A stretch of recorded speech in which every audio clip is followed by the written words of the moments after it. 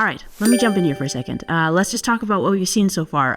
A really good thing that you maybe want to build is a body dolly, especially if you are doing a restoration that is going to be body off restoration. You really kind of need something to put the body on as it's separated from the chassis.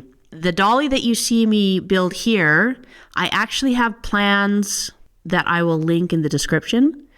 It's not a really super comprehensive set of plans because I mostly think that if you are restoring a Volkswagen, you should be able to figure out how to construct a dolly for the body to sit on. But for anybody who just wants some cut lists and just some detailed pictures of how I constructed it, I do have a link in the description, so you can check that out.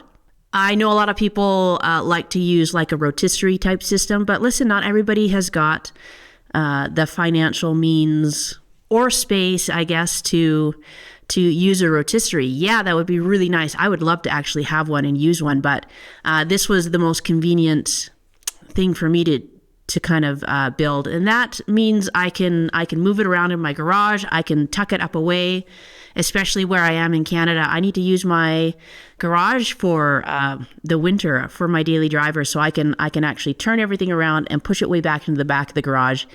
And then I can pull it out when I want to work on it. So a body dolly will be super convenient. And check out the description for the link. You can see just the plans. It's just got cut list and some pictures and things like that.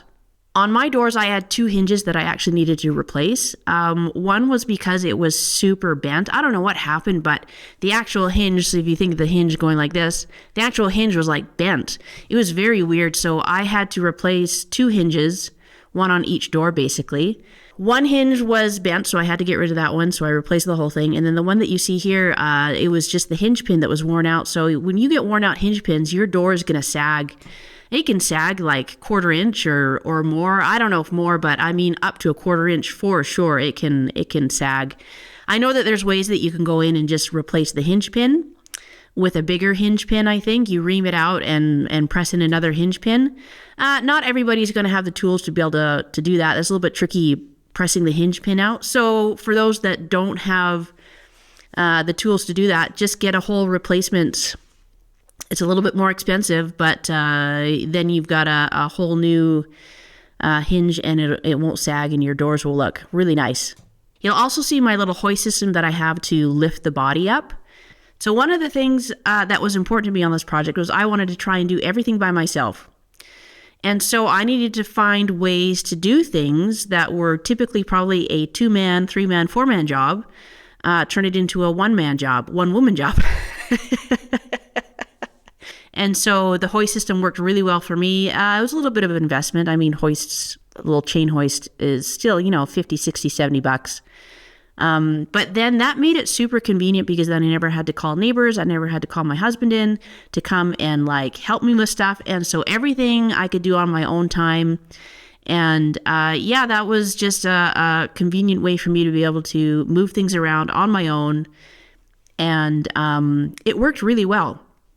The other thing you'll see is that I had my chassis on just some moving dollies, not like official car dollies, but just moving dollies. Because the Volkswagen's not very heavy, so those generally will work, but just check your weight rating on that. And so I could slip the chassis in and out when I needed to. And so it was really convenient, especially if you're just doing it by yourself and you don't always have time to wait for a weekend for your buddies to come over and help. This worked really well.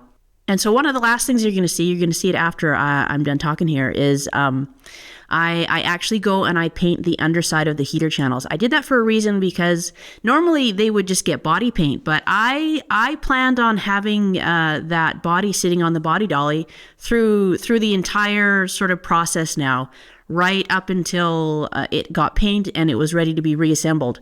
So I really wanted to make sure that I had some really durable paint on that underside. Because that would be exposed to, road debris and the elements and stuff like that. So what I actually ended up doing was I just hoisted it up and I just, scuffed it up, cleaned it up, and then I used, I believe it was a product from Eastwood, the chassis black spray that they have.